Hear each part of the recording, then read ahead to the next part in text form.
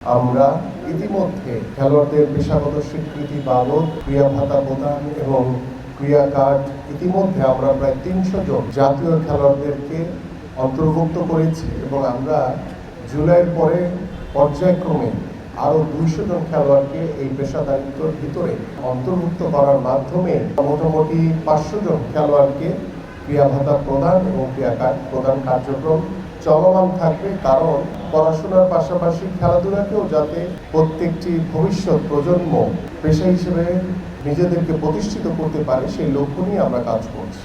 আমাদের প্রায় 4,500-এর উপরে ইউনিয়ন রয়েছে, আপনারা সবাই জানেন। আপনারা একটু চিন্তা করে দেখেন যে 4,500 ইউনিয়নের ভিতরে যখন 4,500 12 থেকে 14 বছরের বাচ্চাদের নিয়ে ফুটবল টিম হবে, সেটা ছেলেদের টিম হবে, মেয়েদেরও 4,500 টিম হবে।